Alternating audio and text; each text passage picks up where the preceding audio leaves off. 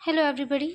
ये हमारी 8th class history की एनसीईआरटी सीरीज चल रही है, जिसमें आज हम 4th चैप्टर पढ़ेंगे, आदिवासी दीकू और एक स्वर्ण युग की कल्पना। इस अध्याय में हम बिरसा के बारे में पढ़ेंगे। बिरसा एक आदिवासी थे। बिरसा किन समस्याओं को हल करना चाहते थे, जिन्हें दीकू कहा जा रहा था। वे बाहरी लोग कौन थे, उन्होंने इलाके के लोगों को गुलाम कैसे बना दिया, और अंग्रेजों के राज में आदिवासियों के साथ क्या हो रहा था, या फिर आदिवासियों का जीवन अंग्रेजों के आने से किस तरह बदल रहा था। इस अध्याय में हम इनके बारे में चर्चा करेंगे। 1895 में बिरसा नाम के एक आदमी को बिहार के छोटापुर नागपुर के जंगलों और गाँव में घूमते देखा गया था। इसमें लोगों का कहना था कि वे उनके पास जो है चमत्कारी शक्तियां हैं और वह सारी बीमारियों को दूर कर सकता है, अनाज के डेयरी को जो है कई गुना बढ़ा सकता है। लेकिन बिरसा ने खुद यह ऐलान कर दिया था कि उसे भगवान ने लोगों की रक्षा दीको यानी बाहरी लोगों की गुलामी से आज़ाद कराने के लिए भेजा है। कुछ समय के भीतर हजारों लोग बिरसा के पीछे चलने लगे, क्योंकि वे उसे भगवान मानते थे और उन्हें यकीन था कि वह उनकी समस्याओं को दूर करने आए हैं। बिरसा की अगर बात करें तो बिरसा का जन्म एक मुंडा परिवार में हुआ था। मुंडा एक जनजातीय समूह है जो छोटा नागपुर के क्षेत्र में रहती है। बिरसा के समर्थकों में इलाके के दूसरे आदिवासी संथाल और उरांव भी शामिल हो गए थे, और ये सभी अपने आसपास आ रहे बदलावों और अंग्रेजी शासन के कारण पैदा हो रही समस्याओं से बेचैन थे। क्योंकि हमने अभी इससे पिछले अध्याय में पढ़ा है कि किस तरह से जो है अंग्रेज यहाँ पे आ गए थे, और किस तरह किसानों को जो किसान थे उन्हें नील की खेती के करने के लिए मजबूर कर रहे थे, और किस तरह जो है वो उन पर भारी कर लगा रहे थे। तो उनके करों से और जो जिस तरह से जो है अंग्रेज इनकी ज़मीनों पर कब्जा कर रहे थे, तो इससे भी जो है ये परेशान थे। उनसे परिचित जीवन पद्धति नष्ट दिखाई दे रही थी। अंग्रेजों के आने से आजीविका खतरे में थी और धर्म छिन भिन हो रहा था, क्योंकि हम जानते हैं कि जो आदिवासी लोग थे या फिर देश के जो अन्य किसान थे, उनका जो आजीविका का साधन था वो खेती थी। खेती पर भी जो है अंग्रेज अपना कब्जा जमाने लगे थे, नील की खेती के लिए जो है मजबूर इन्हें करने लगे थे। और जो ये जंगल का जो आदिवासी जहाँ लोग रहते थे, आदिवासी इलाका था, वहाँ पर ये अपनी फैक्ट्री को स्थापित करने के लिए जो है वहाँ पर पेड़ काटने लगे थे, और धर्म को भी जो है जो अंग्रेज थे वे धर्म को भी छिन भिन कर रहे थे। तो आगे जो है हम बिरसा कौन थे और जिन्हें जो है ये बाहरी लोगों की मदद करने के लिए आए थे, जिन्हें दीकू कहा जा रहा था। इन्होंने इलाके को अंग्रेजों ने किस तरह से गुलाम अपना बनाया था, आदिवासियों के साथ जो है अंग्रेज किस तरह की ज्यादतियाँ कर रहे थे, जीवन किस तरह आदिवासियों का बदल रहा था, तो इसके बारे में हम जो है पढ़ रहे हैं। इससे पहले भी हमने पढ़ा है कि आदिवासी समाज के बारे में जो है हमने देखा है कि ज़्यादातर कबीलों के रीति रिवाज रस्में ब्राह्मणों द्वारा जो निर्धारित रीति रिवाज थे जो है आदिवासियों की अलग थी। क्योंकि जो ब्राह्मणों के रीति रिवाज थे वो जो है, क्योंकि ये कबीलों के रूप में आदिवासी रहते थे, मतलब जो कबीलों के रीति रिवाज थे या फिर ब्राह्मणों के द्वारा निर्धारित रीति रिवाज थे, तो आदिवासी इन दोनों ही जो रीति रिवाज थे इन्हें नहीं मानते थे। इनके अलग जो है अपने समाज के अपने अलग रीति रिवाज थे। इन समाजों में ऐसे गहरे सामाजिक भेद भी नहीं थे जो जाति पर आधारित समाज में दिखाई देते थे। एक कबीले के सारे लोग कुटुंब के बंधनों में बंधे होते थे। यहाँ पे कुटुंब का मतलब है कि ये लोग जो है आपस में एक ग्रुप बनाकर रहते थे, एकजुट होकर ये रहते थे। लेकिन इसका यह मतलब बिल्कुल भी नहीं है कि आदिवासियों के बीच कोई आर्थिक और सामाजिक फर्क नहीं था। अब अगर हम बात करें जनजातीय समूह किस तरह जीते थे, तो 19वीं सदी तक देश के विभिन्न भागों में आदिवासी तरह तरह की गतिविधियों में सक्रिय रहे हैं। आगे जैसे हम पढ़ेंगे कि जो 1857 की मतलब जो 1857 से पहले जो है अंग्रेज जिस तरह से लोगों पर जो है किसानों पर कर लगा रहे थे, ज़मीनों पर अपना कब्जा कर रहे थे, जहाँ पे आदिवासी लोग यानी जंगलों में रहते थे, तो वहाँ पर पेड़ों को वो काट रहे थे अपनी फैक्ट्रियाँ स्थापित करने के लिए। तो उस समय में जो है जो ये आदिवासी जनजातीय समूह थे जिन्हें हम आदिवासी कहते हैं, इनके द्वारा जो है छोटे छोटे आंदोलन अंग्रेजों के खिलाफ चलाए थे।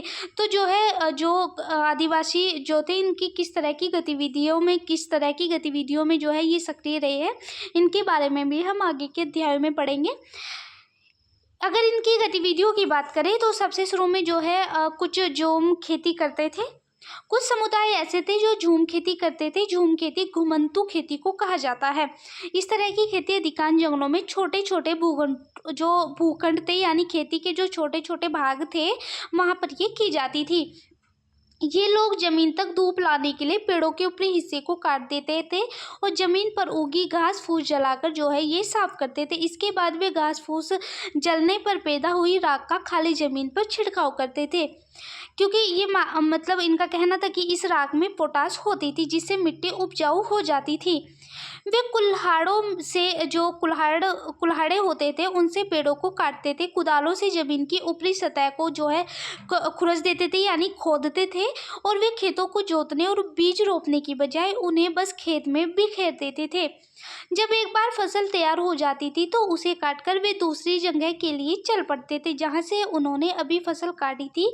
वह कई सालों तक जो है ऐसे ही पड़ती पड़ी रहती थी। पड़ती का मतलब यह है कि जैसे हम जिस तरह से कह देते हैं कि जो है एक तरह से बंजर जो है पड़ी ये जमीन रहती थी। घुमंतू किसान जो है मुख्य रूप से पूर्वोत्तर और मध्य भारत की पर्वतीय व जंगली पट्टियों में ही रहते थे।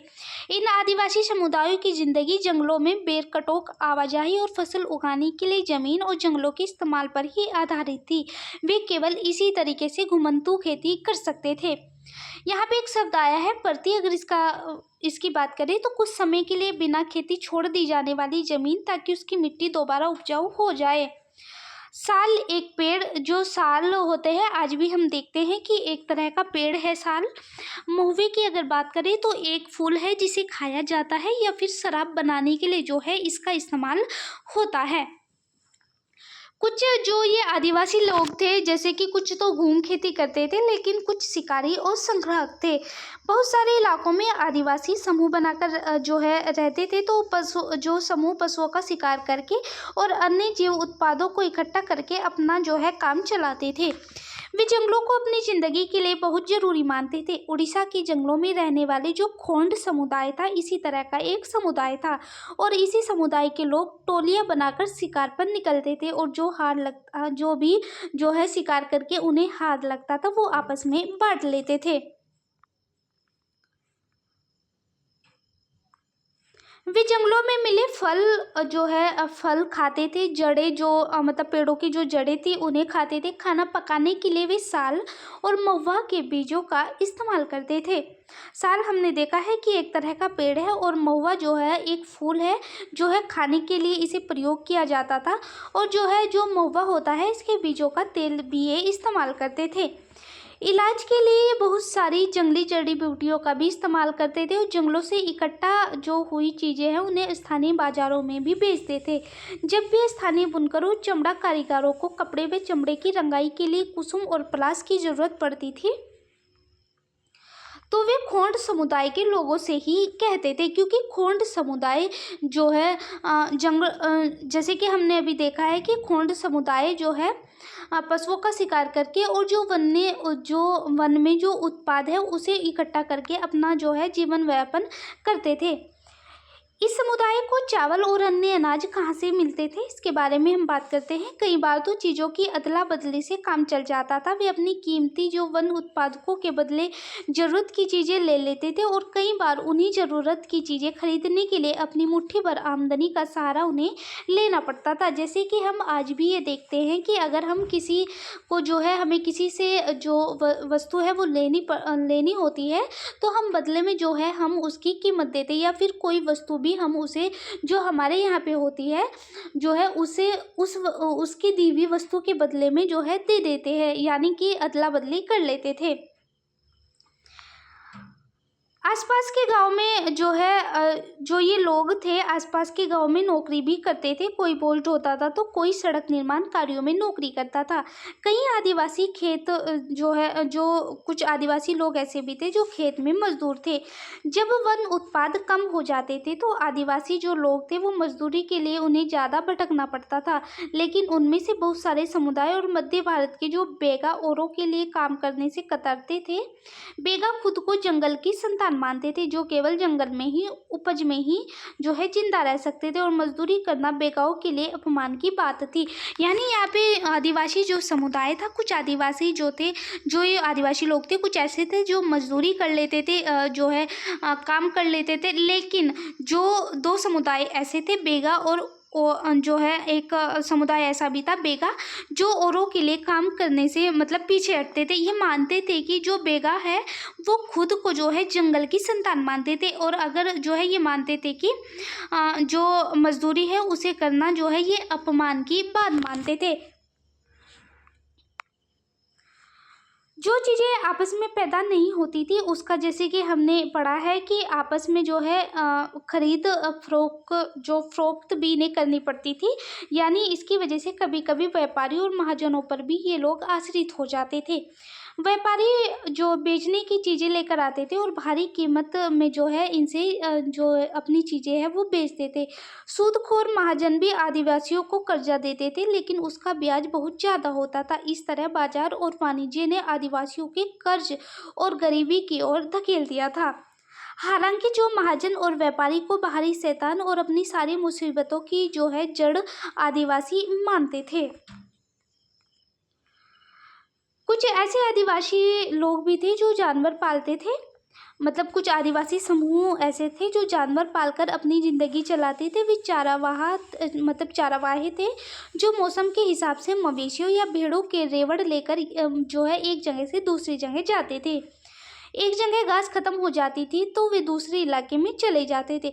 पंजाब के जो पहाड़ों में रहने वाले वन गुज्जर और आंध्र प्रदेश के जो लबाड़िया समुदाय गाय भैंस के जो ये लबाड़िया समुदाय है ये गाय भैंस के झुंड पालते थे।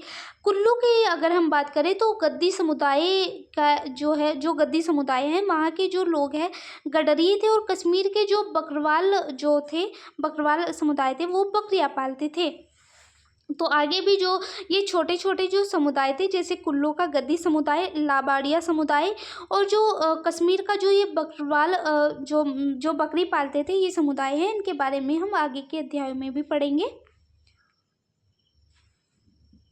शिकार का वक्त जो होता था, बुआई का वक्त, नए खेतों में जाने का वक्त, अगर हम इसकी बात करें तो विभिन्न प्रकार के समाजों में रहने वाले लोगों की काम और समय के बारे में समझदारी एक जैसी नहीं होती थी। विभिन्न क्षेत्रों में कुछ लोग ऐसे थे जो घुमंतू आदिवासियों और शिकारियों को जिंदगी एक खास क्रम और मर्द औरत के बीच कामों के बंटवारे से चलती थी। यानी यहाँ पे जो है कुछ समुदाय थे जैसे घुमंती जो आदिवासी थे वे शिकारियों की ज़िंदगी थी जो भी, तो वो एक जैसी नहीं थी। यहाँ पे दोनों ही यानी जो मर्द और औरत है वे दोनों ही आपस में मिलकर काम करते थे। ब्रिटिश मानव विज्ञानी हुए हैं वेरियर एल्विन ने 1930 और 1940 के दशक में कई साल तक मध्य भारत के बेगा और खोंड समुदाय के बीच यहाँ पे जो है इन्होंने बिताए हैं। एल्विन के द्वारा जो है कहा जाता है कि समयक्रम और कामों के बंटवारे को जो है मतलब समझने के लिए अगर हम बात करें तो यहाँ पे जो है चेत में औरतें इकट्ठा करने और जो बचे खुंचे ठुंडों को जो है काटनी जाती थी। पुरुष बड़े बड़े पेड़ों को काटते थे और शिकार पर जाते थे। यानी जो है जो काम था वो आपस में मर्द और औरत के बीच में जो है बटा हुआ था। शिकार पूरे चांद के समय पूर्व से शुरू होता था और शिकार के लिए बांस के फंदों का इस्तेमाल जो है ये आदिवासी लोग करते थे। औरतें सागो, इमली और मशरूम जिसे हम कुकुरमुत्ता भी कहते थे मतलब कुकुरमुत्ता भी कहते हैं, आदि फल को मतलब अलग अलग फल को ये लाती थी। बेगा जो औरतें होती थी या तो वे केवल जड़ें या कंद इकट्ठा करती थी या फिर महुआ के बीज इकट्ठा करती थी। महुआ हमने देखा है कि महुआ एक तरह का फूल है जिसके जो फूल है उस फूल का इस्तेमाल जो है तेल बनाकर ये लोग उसके तेल का इस्तेमाल करते थे। मध्य भारत के जो आदिवासी थे बेगाओं को सबसे अच्छा शिकारी मानते थे क्योंकि जो है शिकार करने में ये एक्सपर्ट थे। बैसाख में जंगलों को जलाया जाता था। औरतें अधजली लकड़ियों को ईंधन के लिए बीन लेती थी। आदमी शिकार पर जाते रहते थे लेकिन गांवों से दूर ये लोग नहीं जाते थे। जेठ में जो है फसलों की बुआई होती थी और जो है शिकार चलता रहता था। आषाढ़ का जो महीना था जिसे हम भादों तक मतलब आषाढ़ से भादों तक मर्द जो है खेतों में काम करते थे। कवार में जो फलियां होती थी आने लगती थी। कार्तिक कुटकी में पक जाती थी और अगहन में सारी फसल जो है ये तैयार हो जाती थी। नाच गाना और शादियों में भी पूस के महीने में ही होता था। माद में पुरुष जो है नए बेवड़ की तरह चल देते थे। इस दौरान जो शिकार होता था वो चीज़ों का संग्रह ही जाने के लिए जो है मुख्य गतिविधियां जो है इनकी अलग अलग होती थी। यह चक्र पहले साल का होता था और दूसरे साल जो है शिकार के लिए जो है इन्हें ज़्यादा समय मिल जाता था क्योंकि केवल कुछ फसलों की ही बुआई जो है जो बुआई और कटाई है वो इनके द्वारा की जाती थी क्योंकि जो है ये भोजन ही इनके लिए काफ़ी होता था। इसलिए जो पुरुष है वो बेवड़ों में ही रहते थे। तीसरे साल में भोजन के लिए वन उत्पादकों की फिर से जो है इन्हें ज़रूरत पड़ने लगी थी। तो आदिवासियों का जो है ये एक समय क्रम था जिस तरह से जो है एक समय में ये जो है शिकार करते थे, कुछ समय में जो है ये जो है खेती करते थे। तो इस तरह से जो है आदिवासियों का जो है समय क्रम चलता रहता था। कुछ लोग एक जगह ही रहकर खेती करते थे। अगर हम बात करें 19वीं सदी से पहले ही जो है बहुत सारी जनजातीय कबीले थी जो एक जगह टिककर जो है खेती करने लगे थे। वे बार बार जगह बदलने के बजाय साल दर साल एक ही जगह खेती करते थे। वे हलों का इस्तेमाल करने लगे थे और धीरे धीरे उन्हें ज़मीन पर अधिकार भी जो है मिलता जा रहा था क्योंकि वे एक जगह ही रहकर जो है खेती करते थे। बहुत सारे समुदाय अगर हम बात करें जैसे छोटा नागपुर के मुंडवाओं की जो मुंडा जो जनजाति थी इस तरह की ज़मीन पर कबीले की संपत्ति होती थी। कुछ के सभी सदस्यों को उन मूल निवासियों का वंशज माना जाता है जिन्होंने सबसे पहले आकर ज़मीन को साफ किया था। हालांकि ज़मीन पर जो है ज़मीन पर सभी का जो है बराबर का हिस्सा होता था, फिर भी अक्सर ऐसा होता था कि कुल के कुछ लोग औरों से ज़्यादा ताकत जुटा लेते थे। कुछ मुखिया बन जाते थे और बाकी उनके अनुयायी होते थे। जो ताकतवर होते थे वे खेती करने के बजाय अक्सर अपनी ज़मीन बटाई पर दे देते थे। ब्रिटिश अफसरों को गोंड और संथाल जैसे एक जगह ठहरकर रहने वाले आदिवासी समूह जो शिकारी संग्रह की या गुमंतु खेती करने वालों के मुकाबले ज़्यादा सभ्यता जो है मतलब ज़्यादा सभ्य दिखाई देते थे। जंगलों में रहने वालों को जंगली और बर्बर माना जाता था। अंग्रेजों को लगता था कि उन्हें स्थायी रूप से एक जगह बसाना और सभ्य बनाना जरूरी है क्योंकि जो अंग्रेज थे जो यहाँ पे जो कुछ जैसे कि गोंड और संथाल जो जनजाति थी वो एक जगह रहने लगी थी। तो ये आसपास जो जंगल थे मतलब पेड़ों को काटकर जो है ये खेती करने यानी ज़मीन को साफ करके ये खेती करने लगे थे। तो वहाँ पे जो है अंग्रेज़ों के द्वारा इन्हें ज़्यादा सभ्य माना जाता था और धीरे धीरे जो है अंग्रेज़ों का जो है यहाँ पे स्थापत्य जो है बढ़ने लगा था। तो ये लोग जो है गोंड और संथाल जो जनजाति थी जो रहती थी वहाँ पे, तो आसपास के जंगली इलाके को काटकर अंग्रेज़ों ने वहाँ पे जो है अपनी फैक्ट्री को स्थापित करना शुरू कर दिया था। तो बाद में जो है क्योंकि जो ये लोग थे जो आदिवासी समूह था जो है आदिवासी समुदाय था तो ये जंगलों को ही अपना जो है आजीविका का साधन मानते थे। तो इस तरह से जो है अंग्रेजों का इन्होंने विरोध करना शुरू कर दिया था। औपनिवेशिक शासन की बात कर लेते हैं। औपनिवेशिक शासन ने आदिवासियों के जीवन पर किस तरह से असर डाला। ब्रिटिश शासन के दौरान आदिवासी समूह का जीवन बदल गया था। किस तरह से बदला आइए देखते हैं। आदिवासी मुखियाओं का क्या हुआ। अंग्रेजों के आने से पहले बहुत सारे इलाकों में आदिवासियों के मुखियाओं का महत्वपूर्ण स्थान होता था। उनके पास जो अदर जो समुदाय के लोग होते थे उनसे ज़्यादा ये ताकतवर होते थे और आर्थिक ताकत भी जो है उनसे ज़्यादा होती थी। वे अपने इलाके पर नियंत्रण रखते थे। कई जगह उनकी अपनी पुलिस होती थी और वे जमीन एवं जो वन प्रबंधन का स्थानीय नियम था वो जो है जो ये ताकतवर लोग होते थे मतलब जो ये मुखिया होते थे ये खुद मनाते थे। ब्रिटिश शासन के तहत आदिवासी मुखियाओं के कामकाज और अधिकार जो है काफ़ी बदल गए थे। उन्हें कई कई गांव जमीन का मालिकाना हक तो मिलने लगा था लेकिन उनकी शासकीय शक्तियाँ भी जो है छिन गई थी। उन्हें ब्रिटिश अधिकारियों द्वारा बनाए गए नियमों को मानने के लिए बाध्य कर दिया गया था क्योंकि अंग्रेजों को जो है नजराना देना पड़ता था और अंग्रेजों के प्रतिनिधि की हैसियत से अपने समूह को अनुशासन में रखना होता था और पहले उनके पास जो ताकत थी अब वह नहीं रही थी। वे परंपरागत कामों को करने से लाचार हो गए थे। यहाँ पे जिन मुखियाओं की हम बात कर रहे हैं यानी आदिवासियों का एक मुखिया होता था जो आर्थिक रूप से भी ताकतवर होता था।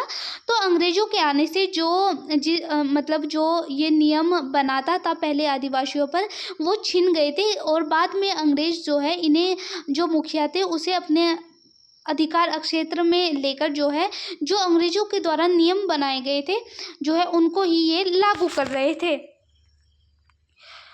अब घुमंतू काश्तकारों का किस तरह से जो है औपनिवेश का प्रभाव पड़ा। ऐसे समूह से अंग्रेज को काफ़ी परेशानी होती थी जो एक जगह से दूसरी जगह घूमते रहते थे यानी कि एक जगह ठहरकर नहीं रहते थे। वे चाहते थे कि जो आदिवासी लोग हैं वो एक जगह से समूह एक जगह स्थायी रूप से रहकर खेती करे। स्थायी रूप से एक जगह रहने वाले किसानों को नियंत्रित करना आसान होता है, अंग्रेजों का यह मानना था।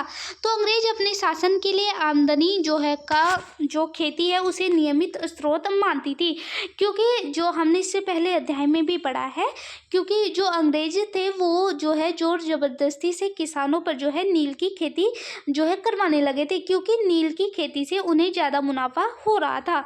इसके फलस्वरूप उन्होंने ज़मीनों के बारे में कुछ नियम लागू कर दिए थे। उन्होंने ज़मीन को मापकर प्रत्येक व्यक्ति का हिस्सा तय कर दिया था। उन्होंने यह भी तय कर दिया था कि किसे कितना लगान देना है। कुछ किसानों को भूस्वामी और दूसरों को जो है पट्टेदार घोषित किया गया जो है जैसे कि हमने जो है पहले भी देखा है कि पट्टेदार अपने भूस्वामियों का जो है भाड़ा यानी कर चुकाते थे और उन्हें भूस्वामी सरकार को जो है लगान देना पड़ता था। झूम काश्तकारों को स्थायी रूप से बसाने की अंग्रेजों की कोशिश बहुत कामयाब नहीं रही थी। जहां पानी कम हो और मिट्टी सूखी हो वहां हलों से खेती करना आसान नहीं होता था बल्कि हलों की मदद से खेती करने वाले घूम काश्तकारों को अक्सर नुकसान का ही सामना करना पड़ता था क्योंकि उनके खेत अच्छी तरह उपज नहीं दे पाते थे। इसलिए जो पूर्वोत्तर के राज्यों के जो झूम काश्तकार थे इस बात पर अड़े रहे कि उन्हें परंपरागत ढंग से ही जो है दिया जाए। इन्होंने जो है अपने जिस तरह से जो है अंग्रेज इन पर अपना जो है जो नियम है वो लागू कर रहे थे तो इन्होंने जो है इनका विरोध भी करना शुरू कर दिया था। ऐसे कबीलों को जंगल के कुछ हिस्सों में घुमंतू खेती की बाद में छूट जो है दे दी गई थी। बाद में हम जानते हैं कि वन कानून भी अंग्रेजों के द्वारा लाया गया था। वन कानून का कैसे प्रभाव पड़ा आइए देखते हैं। आदिवासी समूहों का जीवन जंगलों से जुड़ा हुआ था लेकिन वन कानूनों में आए बदलाव से आदिवासी के जीवन पर भी प्रभाव मतलब जो आदिवासियों का जीवन था उस पर भारी प्रभाव और असर पड़ा था। अंग्रेजों ने सारे जंगलों पर जो है अपना नियंत्रण स्थापित कर लिया था। जंगलों को राज्यों की संपत्ति घोषित कर दिया गया था और कुछ जंगलों को आरक्षित वन घोषित इनके द्वारा कर दिया गया था। ये ऐसे जंगल थे जहां अंग्रेजों की ज़रूरतों के लिए इमारत की लकड़ी पैदा होती थी। जैसे कि हम जानते हैं कि जो है इन्होंने अपनी फैक्ट्री स्थापित करने के लिए और जो ये मतलब जो इनकी छोटी छोटी ज़रूरतें थी यानी इमारतों को बनाने के लिए जो लकड़ी थी वो जंगलों में ही पैदा होती थी जहाँ पे आदिवासी लोग रहते थे। तो जो है इन्होंने उन जंगलों को भी राज्य की संपत्ति घोषित कर दिया था। इन जंगलों में जो है लोगों को स्वतंत्र रूप से घूमने झूम खेती करने फल इकट्ठा करने पशुओं का शिकार करने की इजाज़त जो है वन कानून आने से जो है ख़त्म हो गई थी। ऐसी सूरत में झूम काश्तकार जो थे किस तरह से जिंदा रह सकते थे ये भी जो है इसके लिए भी जो है अंग्रेजों का इन्होंने विरोध करना शुरू कर दिया था। इस तरह बाद में जो झूम खेती करने वाले लोग थे, काश्तकार थे, इन्हें अपने कामों और रोजगार की तलाश में मजबूरन दूसरे इलाकों में जाना होने लगा था। जैसा ही अंग्रेजों ने जंगलों के भीतर आदिवासियों के रहने पर पाबंदी लगा दी, उनके सामने एक समस्या पैदा हो गई थी। समस्या यह थी कि जो रेलवे स्लीपर्स के लिए पेड़ काटने, लकड़ी को एक जगह से दूसरी जगह ले जाने के लिए मजदूर थे, उनकी परेशानी जो है इन्हें उठानी पड़ने लगी थी। अगर हम स्लीपर्स की बात करें, स्लीपर्स क्या है, तो लकड़ी के जो तख्ते होते हैं जिन पर रेल की पटरियाँ उस समय जो है बिछाई जाती थी। यानी कि जो है हम जानते हैं कि अंग्रेजों ने अपने फ़ायदे के लिए, यानी अपने सामान को एक जगह से दूसरी जगह भेजने के लिए, व्यापार को बढ़ाने के लिए जो है रेल की पटरियाँ बिछानी शुरू कर दी थी। औपनिवेशिक अधिकारियों ने इसका भी जो है धीरे धीरे हल निकाल लिया था। उन्होंने तय किया कि झूम काश्तकारों को जंगल में ज़मीन के छोटे छोटे टुकड़े दिए जाएंगे, उन्हें वहाँ खेती करने की भी छूट होगी। इसके बाद बसर्त गांव में रहने वाले को जो है वन विभाग के लिए मजदूरी करनी होगी और जंगलों की देखभाल करनी होगी। इस तरह बहुत सारे इलाकों में वन विभाग ने सस्ते श्रम की आपूर्ति सुनिश्चित करने के लिए वन गांव बसा दिए थे। बहुत सारे आदिवासी समूहों ने औपनिवेशिक वन कानूनों का जो है विरोध किया था। उन्होंने नए नियमों का पालन करने से इनकार कर दिया था और उन्हीं तौर तरीकों से चलते रहे जिन्हें सरकार गैरकानूनी घोषित कर चुकी थी। कई बार उन्होंने खुलेआम भी जो है अंग्रेजों का विरोध किया, बगावत भी की थी। 1906 में 100 ग्राम संगमा द्वारा असम में और 1930 के दशक में मध्य प्रांत में हुआ वन सत्याग्रह इसी तरह का विरोध था। अब व्यापार की समस्या भी जो है पैदा हो गई थी। 19वीं शताब्दी के दौरान जनजातीय समूहों ने जो है देखा था कि व्यापारी और महाजन जंगलों में जल्दी जल्दी आने लगे थे। वे वन उपज खरीदने, नगद कर्जा देने और आदिवासियों को मजदूरी पर रखने के लिए आ रहे थे। इन सारे बदलाव का भी जो है आदिवासियों के जीवन पर हमें असर देखने को मिलता है। यह समझने में आदिवासियों को हालांकि कुछ समय लगा था, क्योंकि जो 18वीं सदी में जो है भारतीय रेशम की यूरोपीय बाजारों में भारी मांग बढ़ने लगी थी। भारतीय रेशम जो है अच्छी गुणवत्ता का होता था और अपनी ओर आकर्षित करता था, तो भारत का निर्यात जो है जो रेशम था, रेशम के लिए जो है निर्यात बढ़ने लगा था। जैसे जैसे बाजार जो है फैला, ईस्ट इंडिया कंपनी के अफसर इस मांग को पूरा करने के लिए रेशम उत्पादों पर जो है जोर देने लगे थे। अगर हम वर्तमान झारखंड की भी बात करें तो वहाँ पे स्थित हजारीबाग के आसपास रहने वाले जो संथाल है, रेशम के कीड़े आज भी पालते हैं। रेशम के व्यापारी अपने एजेंटों को भेजकर आदिवासियों को कर्जे देते थे और उनके जो कर्मी कोष मतलब जो कोष थे उन्हें इकट्ठा कर लेते थे और 1000 कर्मी कोषों के लिए 3 से 4 रुपये मिलते थे। इसके बाद इन कर्मी कोषों को बर्दवान गया जो है भेज दिया जाता था, जहां उन्हें 5 गुना कीमत पर बेचा जाता था। निर्यात को और जो रेशम उत्पादों के बीच कड़ी का काम करने वाले बिचौलियों को जमकर जो है इसमें मुनाफा होता था, क्योंकि रेशम उत्पादों को बहुत मामूली फ़ायदा मिलता था। स्वाभाविक है कि बहुत सारे आदिवासी समुदाय बाजार और व्यापारियों को अपना सबसे बड़ा दुश्मन मान लेते थे। तो ऐसे में जो है जो औपनिवेशिक शासन चल रहा था, अंग्रेजों के द्वारा जो है आदिवासियों पर भी जो है बहुत ज़्यादा अपने जो नियम थे, अंग्रेजों के द्वारा जो नियम बनाए गए थे वो जो है आदिवासियों पर जो है ये लागू करने लगे थे। अब काम की तलाश की बात करते हैं। औपनिवेशिक जो शासन चल रहा था तो काम की तलाश में घर से दूर जाने वाले आदिवासियों की दशा तो और भी खराब होने लगी थी। 19वीं सदी की बात करें तो आखिर तक जो चाय के बागान थे वो फैलने लगे थे। खनन उद्योग है वो भी एक महत्वपूर्ण उद्योग जो है बन गया था। असम के चाय बागानों और झारखंड की कोयला खदानों में काम करने के लिए आदिवासियों को बड़ी संख्या में भर्ती जो है अंग्रेजों के द्वारा किया जाने लगा था और इन लोगों को ठेकेदार है जो है उनके द्वारा जो भर्ती किया जाता था। ये ठेकेदार न केवल बहुत कम वेतन देते थे बल्कि उन्हें वापस घर भी लौटने नहीं देते थे।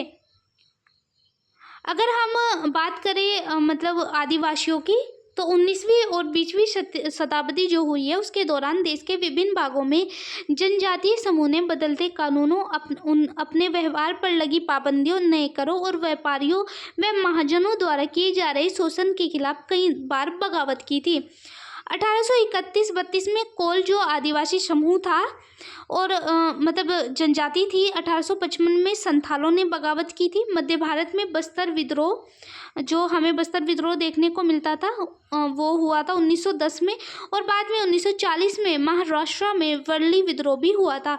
और बिरसा जिस आंदोलन का नेतृत्व कर रहे थे वह इसी तरह का विद्रोह था। जो अंग्रेजों की जो ये गतिविधियां चल रही थी, अंग्रेजों के द्वारा पेड़ काटे जा रहे थे, नए नियम लाए जा रहे थे और जो ठेकेदार थे वो जो है इन्हें जो खदानों में जो है यानी कोयला खदानों में भर्ती करने लगे थे। बागान जो चाय के बागान थे वहाँ पर नौकरी करने के लिए भर्ती करने लगे थे, लेकिन जो है कम वेतन इन्हें मिलता था, घर भी लौटने नहीं दिया जाता था।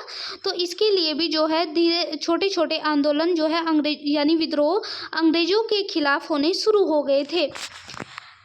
बिरसा मुंडा की बात करें तो बिरसा का जन्म 1870 के दशक में मध्य में हुआ था। इनके पिता जो है गरीब थे।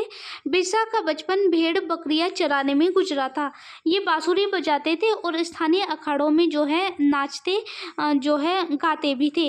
उनकी परवरिश मुख्य रूप से वो होंडा के आसपास के जो जंगल है वहाँ पर हुई। गरीबी से लाचार बिरसा के पिता को काम की तलाश में जगह जगह भटकना पड़ता था। लड़कपन में ही बिरसा ने अतीत में हुआ मुंडा विद्रोह की कहानियां जो है सुन ली थी। उन्होंने कई बार समुदाय के सरदारों यानी जिन्हें मुखिया कहा जाता था, विद्रोह का आह्वान करते हुए देखा था। बिरसा के समुदाय के लोग ऐसे स्वर्ण युग की बात किया करते थे जब मुंडा लोग दीकुओं के उत्पीड़न से पूरी तरह आज़ाद थे। सरदारों का कहना था कि एक बार फिर उनके समुदाय के परंपरागत अधिकारों का बहाल हो जाएंगे, यानी सब कुछ सही हो जाएगा और वे खुद को इलाके के मूल निवासियों का वंशज मानते थे और अपनी ज़मीन की लड़ाई के लिए जो है लड़ रहे थे। वे लोगों को याद दिलाते थे कि उन्हें अपना साम्राज्य जो है वापस पाना है, जिस पर औपनिवेशिक जो है शासन मतलब जो औपनिवेशिक है उनका शासन हो गया था। बिरसा स्थानीय मिशनरी स्कूल में जाने लगे थे जहां उन्हें मिशनरियों के उपदेश सुनने का मौका मिलता था। वहां भी उन्होंने यही सुना कि मुंडा समुदाय स्वर्ग का साम्राज्य हासिल कर सकता है और अपने खोए हुए अधिकार वापस पा सकता है अगर वे अच्छे ईसाई बन जाए और अपनी खराब आदतें छोड़ दे तो ऐसा हो सकता था। बाद में बिरसा ने एक जाने माने वैष्णव धर्म प्रचारक के साथ भी कुछ समय बिताया। उन्होंने जनेऊ धारण किया और शुद्धता व दया पर जोर देने लगे थे। अपनी किशोर अवस्था में जो है बिरसा ने जिन विचारों के संपर्क में आए उनसे वह काफ़ी जो है गहरी तौर पर प्रभावित हुए थे और बिरसा का आंदोलन आदिवासी समाज को सुधारने का आंदोलन बन गया था। उन्होंने मुंडाओं से आह्वान किया कि वे शराब पीना छोड़ दे, गांव को साफ रखें, डायन व जादू टोना में विश्वास न करें। यहाँ जो है ध्यान देने वाली बात यह थी कि बिरसा ने मिशनरियों और हिंदू जमींदारों का जो है लगातार विरोध किया था और उन्हें बाहर का मानते थे जो मुंडा जीवन शैली को नष्ट कर रहे थे, क्योंकि हम जानते थे कि जो जमींदार थे वो अंग्रेज़ों के जो नियम बनाए गए थे अंग्रेज़ों के द्वारा उन पर जो है जमींदार चल रहे थे। जमींदारों के द्वारा ही गाँव में आकर जो आदिवासी समूह रह रहे थे जो है उनसे कर जो वसूलते थे वो जमींदार ही वसूलते थे। तो जो है इन्होंने जमींदारों का भी विरोध किया है। 1895 में बिरसा ने अपने अनुयायी जो है इनके जो है पीछे चलने लगे थे, तो वे अपने गौरवपूर्ण अतीत को पुनर्जीवित करने के लिए संकल्प ले इन्होंने जो है अपने अनुयायियों से आह्वान किया था। वह अतीत के एक ऐसे स्वर्णयुग सतयुग की चर्चा करते थे जब मुंडा लोग अच्छा जीवन जीते थे, तटबंध बनाते थे, कुदरती झरनों को नियंत्रित करते थे, पेड़ और बाग लगाते थे और पेट पालने के लिए जो है खेती करते थे। उस काल्पनिक युग में मुंडा अपने बिरादरों और रिश्तेदारों का खून नहीं बहाते थे, वे ईमानदारी से जीते थे। तो बिरसा चाहते थे कि लोग एक बार फिर अपनी ज़मीन पर खेती करें और एक जगह टिक कर रहे और अपने खेतों में काम करें, जिससे जो उनकी आर्थिक स्थिति है उसमें भी सुधार आए। अंग्रेजों को बिरसा आंदोलन के राजनीतिक उद्देश्यों से बहुत ज़्यादा परेशानी होने लगी थी और यह आंदोलन मिशनरियों, महाजनों, हिंदू भूस्वामियों सरकार को बाहर निकालकर बिरसा के नेतृत्व में मुंडा राज स्थापित जो है करना चाहते थे। यह आंदोलन इन्हीं ताकतों को जो है मुंडाओं की सारी समस्याओं और कष्टों का स्रोत मानते थे। अंग्रेजों की भूनीतियाँ उनकी परंपरागत भूमि व्यवस्था को नष्ट कर रही थी। हिंदू भूस्वामी और महाजन उनकी जमीन छीनते जा रहे थे और मिशनरी उनकी जो परंपरागत संस्कृति थी उनकी आलोचना करते थे, क्योंकि हम जानते हैं कि जो ब्राह्मणों के द्वारा बनाए गए नियम थे या फिर जो अन्य कबीले जो समूह रहते थे उनके जो अपने नियम थे, उन नियमों से जो है आदिवासियों के नियम अलग थे। तो जिस तरह से हिंदू भूस्वामी, महाजन और मिशनरियों के द्वारा जो है इनके जो संस्कृति थी, परंपरागत संस्कृति जो है उसकी आलोचना मिशनरियों के द्वारा की जा रही थी, तो मिशनरियों को भी ये जो है अपनी परंपरा और अपने जो समाज थे उनके लिए खतरा मानते थे। जब आंदोलन फैलने लगा तो अंग्रेजों ने सख्त कार्रवाई का फैसला लिया और उन्होंने 1885 में बिरसा को गिरफ्तार कर लिया था और दंगे फसाद के आरोप में 2 साल की सजा बिरसा को सुनाई गई थी। 1897 में जेल से लौटने के बाद बिरसा समर्थन जुटाते हुए गांव-गांव घूमने लगे तो उन्होंने लोगों को उकसाने के लिए परंपरागत प्रतीकों और भाषा का इस्तेमाल किया था। वे आह्वान कर रहे थे कि उनके नेतृत्व में साम्राज्य की स्थापना के लिए रावणों यानी दीकू यूरोपियों को तबाह कर दे। बिरसा के अनुयायी दीकू और यूरोपीय सत्ता के प्रतीकों को निशाना बनाने लगे थे और उन्होंने थाने और चर्चों पर हमला किए और जो महाजन और जमींदारों की संपत्तियां थी उनके द्वारा उन पर जो है धावा बोल दिया था और सफेद झंडा बिरसा राज का प्रतीक बन गया था। सन 1900 में बिरसा की हैजे से मृत्यु हो गई थी और आंदोलन ठंडा पड़ गया था। यह आंदोलन 2 महीनों में सबसे ज़्यादा महत्वपूर्ण रहा था। पहला, इसने औपनिवेशिक सरकार को ऐसे कानून लागू करने के लिए मजबूर किया जिनके जरिए दीकू लोग आदिवासियों की जमीन पर आसानी से कब्जा न कर सके और दूसरा, इसने एक बार फिर जता दिया था कि अन्याय का विरोध करने और औपनिवेशिक शासन के विरुद्ध अपने गुस्से को अभिव्यक्त करने में आदिवासी सक्षम हैं और उन्होंने अपने खास अंदाज में अपनी खास रस्मों और संघर्ष के प्रतीकों के जरिए इस काम को अंजाम दिया था। तो ये जो हमारा अध्याय था इसमें जो है हमने आदिवासियों के बारे में बात की है, किस तरह से जो है आदिवासी रहते थे, किस तरह से इनके अपने रीति रिवाज थे और ये ब्राह्मणों के द्वारा बनाए गए रीति रिवाज को बिल्कुल भी नहीं मानते थे और किस तरह औपनिवेशिक शासन से जो है ये परेशान थे और जो है इन्हें आर्थिक तंगी का भी सामना औपनिवेशिक शासन से मतलब औपनिवेशिक शासन के आने से आर्थिक तंगी का सामना भी इन्हें करना पड़ रहा था और बिरसा मुंडा के द्वारा जो है किस तरह से जो है आंदोलन चलाया गया था औपनिवेशिक शासन के खिलाफ और जो जमींदार थे उनके खिलाफ, क्योंकि जमींदारों ने जो है अगर कर नहीं देते थे तो जो है जमींदार इनकी ज़मीनों पर जो है अपना अधिकार कर लेते थे। तो किस तरह से जो है बिरसा मुंडा ने जो है एक आंदोलन चलाया था और उसका नेतृत्व किया था। तो उम्मीद है ये अध्याय आपको अच्छा लगा होगा। Thank you.